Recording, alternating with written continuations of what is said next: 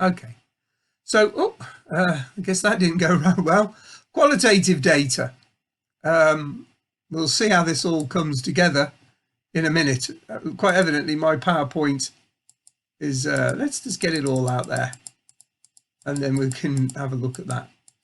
Oh, I'll explain her in a minute.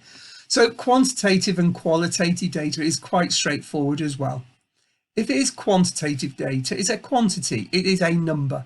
It means that the researcher is collecting data that are numbers. Either that's times or rating scales or the number of hours a week they work, whatever it is. If it's a number, it's quantitative data. So we've got on there, experiments, closed answer questionnaires, tallies. Now, content analysis is interesting. If you remember, content analysis is when we get something presented to you that's an artifact, whether that's written or an image or whatever. And what you do is you identify the themes from the artifact. So Bowlby used quantitative data when he interviewed his thieves, his lads. He did an interview with them. They told him. He then took that. Now, how does it become quantitative? Well, when you identify the themes in the information, put them into categories and count them, you end up with quantitative data. So content analysis usually is a case of taking something that is descriptive and turning it into numbers by creating themes, identifying how often they occur and counting them. Yeah, well, that's how often. Okay, so quantitative data is really important. Most psychologists would use it for the simple reason is if you've got condition A and condition B, you can clearly compare condition A to condition B because you have measured it in the same way and it's a number. So there's no kind of objective analysis, subjective analysis, it's objective. You can make that comparison. Also, if it's something that's clearly counted, you can count it again.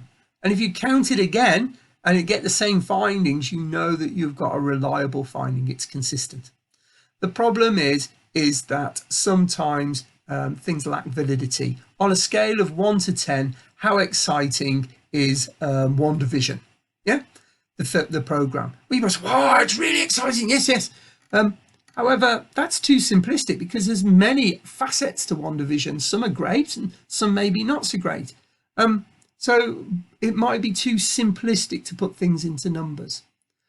The next point is, I know it's very similar, but some behaviors are just too complex. You cannot operationalize them into a number.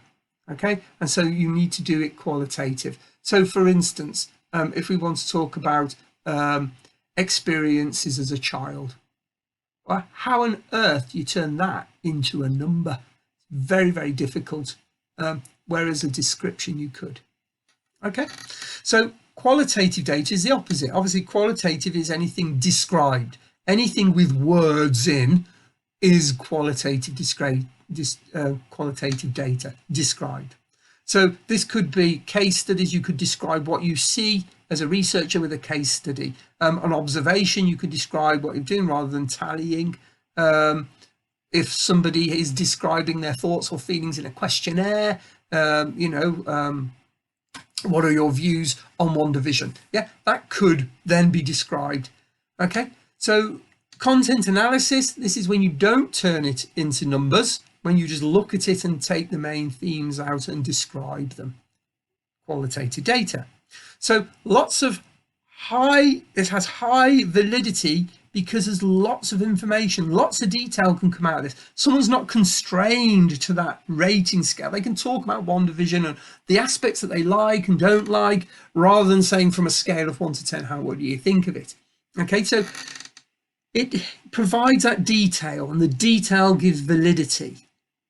It can represent, you can measure anything in qualitative data. You can either describe it or someone describes their own thoughts or feelings. You can measure any aspect of human thought and behavior using qualitative data. So it's very broad. What is the problem? Well, one person's description of WandaVision and another person's description of WandaVision will be rock hard to compare. Whereas a rating scale, you can compare the numbers quite easily.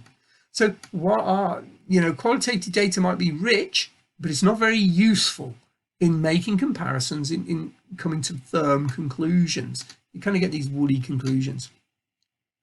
It's difficult to replicate because when there is qualitative data, the researcher interprets it, and they may interpret it differently from someone else.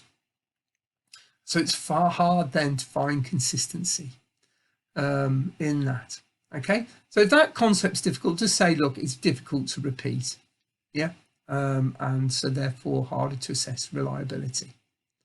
All right, so in the end, researchers want quantitative data because it's more useful, but what they're compromising is the validity of how much richness of the results they can get. So some use qualitative data. Right?